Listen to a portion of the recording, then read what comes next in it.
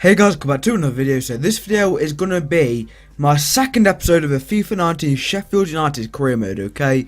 So in this episode, let's just go into the calendar right now. So we've got QPR, which I'm going to simulate, then we've got Cheltenham, which I'm going to simulate, then we've got Norwich and Bolton. I think I'm going to play the Norwich game, simulate the Bolton game, and then it leads us to Aston Villa, okay? So we're going to get through 5 matches, 3 of them simulated, 2 of them being played. I just want to reference you guys back to a past video, okay? It was one me speaking about the plans for the career mode and stuff. Now, the link should be down in the description. I would urge you guys to go watch it now before you watch the rest of this, because it's got a lot of information in it. The primary reason is because a lot of you, well, a couple of you guys have suggested me to sign players in this transfer window. The goal was not to sign players in the first transfer window, and I only turned transfers on in case I wanted a free transfer or a significant player got injured and I thought that I needed an emergency loan sort of thing. So go watch that video. I'm not going to be making transfers till January, basically. It tells you the quantity of transfers I'm planning on making and stuff as well. So yeah, go watch it. So we've got QPR away to start off. I'm going to get straight into it. So let's simulate it. 11th of August, that's 6 days after my birthday, and we've won 3-1 away at home. Away from home against QPR. That's a very good result. David McGoldrick grabbing 2, Ollie Norwood grabbing 1, and the lineup I chosen was just the one which I thought was the best one that we could go into the game with. I'm just having a look at the QPR lineup now, and they've got a decent lineup on paper. You know, Naki was scoring for them, a very good player, but I'm very happy with that result that we've got there.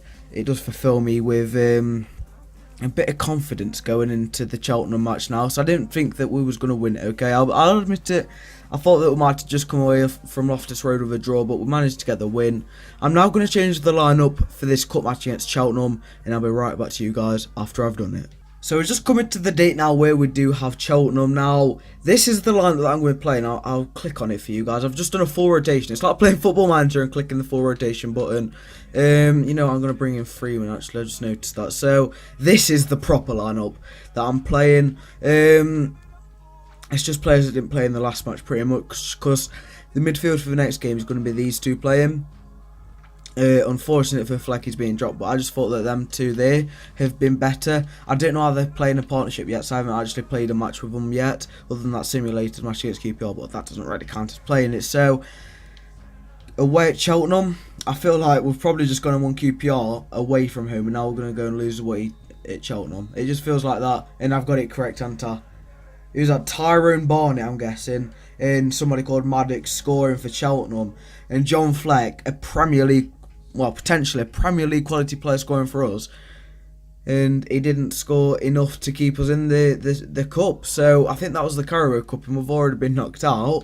What a surprise that is. I'm not really a cup match player anyway, I'll be honest. You guys can say what you want, but I'm not really into the cups, so I'm not complaining too much. I'm going to go do the lineup, and I'll meet you guys for the first match I'm playing of the episode, which is Norwich at home. So if you guys have somehow forgot the lineup, it is on screen for you right now. I'll just read it. It's Henderson, Border, Basham, Egan, O'Connell, Stevens, Coots, Norwood, Woodburn, McGoldrick, Clark. Let's get into it. I've accidentally just skipped past the Norwich lineup. I was going to show it to you guys, but I will just get it up on screen now. So they've got Tim Krul in net, Premier League quality goalkeeper, some would say. Up front they've got Teemu Pukki. Yeah, they've got quite a good lineup on paper. They've got Philip Pashlak at right back, who's quite a I know that he's quite a decent player in real life. He's quite a promising youngster for Borussia Dortmund. So we've got a kick-off, and hopefully, unlike the first game of the season against Swansea, we will have some highlights for this match. McGoldrick through to Paul Coots. I've done a low shot, and it's gone through Tim Krul's legs, and we're 1-0 up after 3 minutes 40 seconds. You guys, go back, look at the difficulty. It's on ultimate difficulty.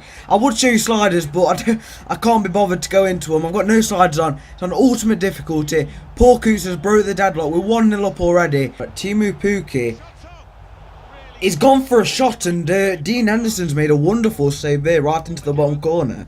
Took me a bit late to realise what happened there, but he took a low drive with his weak foot, I'm pretty sure that is, and Dean Henderson gets low and manages to tip it around the post pretty much, and they've got a corner now.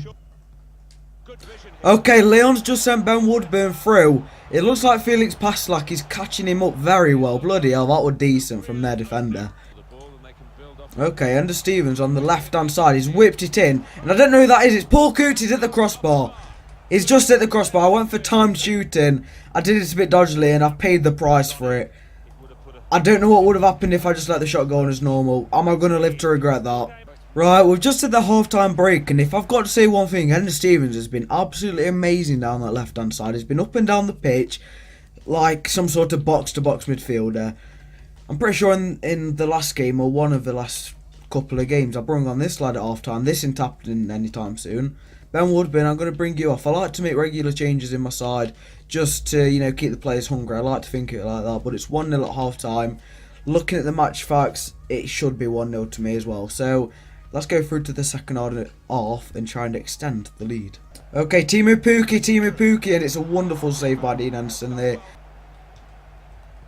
Right, David McGoldrick has been sent away, and, well, he's kept it though, he's kept it, and it's into the box. Paul Coots, what was you doing? I tried to take the first time shot. Oh no. Oh no, we could have really made do with that, you know, but Nelson Oliveira's come on for Teemu Pukki, and in real life, I'm pretty sure Nelson Oliveira hasn't been playing, so it's an interesting sub, you know, if you're thinking about it from a real life. Yeah. Oh, Leon has tracked him down. Billy Sharp, oh no! That was tough, that was. I thought the keeper could have just got it straight to him, but he had to really make my heart get quite emotional there, didn't he? Come on, ref, blow your whistle, I beg. Blow your whistle, come on. Get in there. 2-1, it's 1-0 into it. We've won 1-0 there. A goal from Paul Coots. I'll just show it to you guys again, so I don't think there was a replay in the end. A lovely pass from David McGoldrick, the former Ipswich Town man. And Paul Coots probably shouldn't find it that easy to finish it off. There were only 6 highlights apparently in the match. I feel that there was more. It's ironic, isn't it, that 5 of them were all shots for Norwich. But looking at the match stats, I feel like it's a fair win for the Blades. And yeah, roll on to the next match, which I think it was a simulation match. And the team it was against has escaped me. Right, this is quite an interesting offer. Jake Wright has been offered a way out of a club, and he's not going to get played in the league. I'm going to be perfectly honest. He's not going to get played, or unless we have a real crisis. So what I'm going to do is I'm going to go back and ask. I think I just asked for double price, so I'm probably not going to get that one accepted. But in the near future, Jake Wright may have had his last game against Cheltenham away in the Cup, where we lost. But this is the match that we're simulating, of course. It's Bolton away. I'm not even going to contemplate doing anything with that George Bordock offer. He's staying at the club. 420,000. Yeah. See you later, Jake Wright. Let's get into the match. Hopefully we have no more transfer offers before Saturday the 25th of August. And we can get straight into the match. I'm just going to go into it with the same lineup that we just went with against Norwich, because I'm pretty sure we've got a 2-week international break after this. Or is it after the next game? I should look into it a bit more. I think we've got 1 more week and then we've got an international break. But yes, get in there. We've won 2-1 away at Bolton at the University of Bolton Stadium, I'm pretty sure it is. Looking at the lineup, you know, Donaldson's in it, for God's sake. How did they not win us? Let's get rid of the sarcasm. First minute goal from McGoldrick, 82nd minute from Coots, and then an 85-minute consolation by Bolton with Will Buckley, and the Blades have won 2-1. Let's get into the last match of the episode, and it's at home to Aston Villa, which the Blades won 4-1 in real life. So the confirmation is right there for you. Jake Wright has left the club for 420k, and the Blades have got 300k out of that, or I have anyway to spend. I'm just going to go and show you guys my overall transfer budget. So I'm not aware of it myself, and I'm sort of intrigued. So it's 8.9 million. We've got that to spend in the January transfer window. Guys, let's get into the next match against Villa, and after that, I think off camera I'm going to do some scouting, because, well, with nearly 10 million, that could be very interesting. So not only is this the final match of the episode, this should be the final match where you guys don't see my gameplay without a face cam somewhere. This is a kick clash and a half, isn't it? I think I'm just going to have to go with this and hope it's not too bad. Or unless that kit's better. No. Oh, tough this is going to be. Only one change to the lineup by the looks of it, because Bash isn't fully fit. So what we're going to do is we're going to bring in Richard Stearman, and we're just going to leave Bash on the reserves. I'm not going to risk him.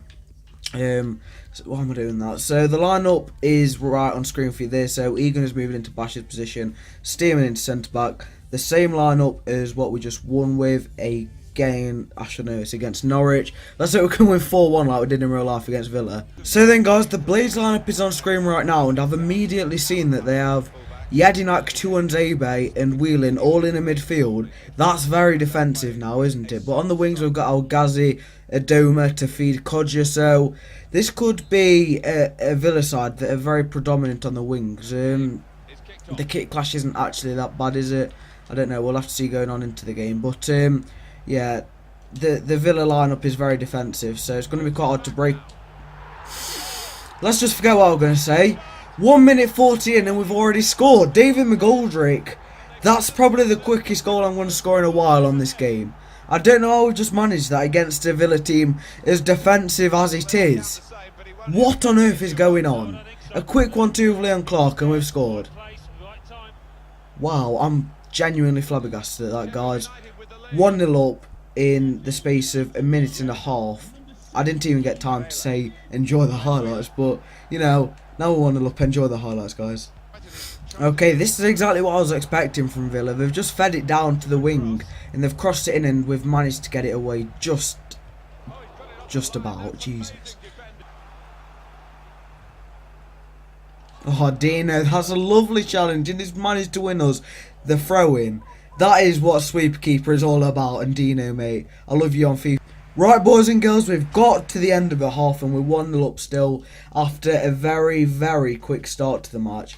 I'll just show you guys the match facts. So 51% for the Blades. I thought it would have been more than that. I thought I'd been more dominant, but we had 3 shots, 2 on target. You know, I'd say the match has been quite equal, but we just edged it. Villa, if I was them, I would definitely change to like a 4-4-2 or something. Bring on somebody like Tammy Abraham and really get themselves into the match. They're just too defensive. They've got the wings and the striker, and that's about it in terms of attacking force.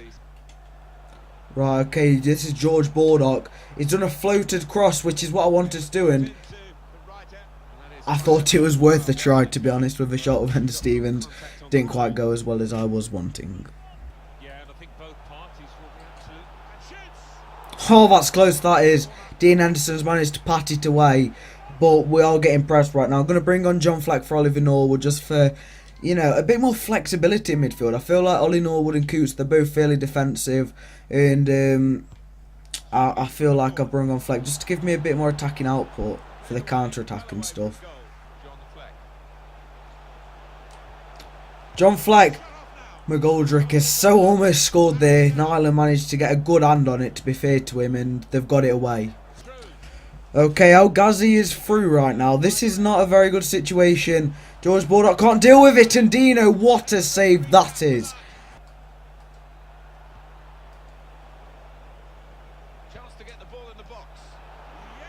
Oh my god. I feel like I've dominated this game, and for the last 20 minutes... Villa have come into it, and I was having a go at their defensive midfield, but I didn't think about the fact that it's going to be good in the air. Ultra attacking it is. We've managed to hold on for over 80 minutes with the lead, but it's been took off of us. And Connor Washington, I'm just trying to force my way through here. I'm really quite frustrated at that goal, if I'm perfectly honest.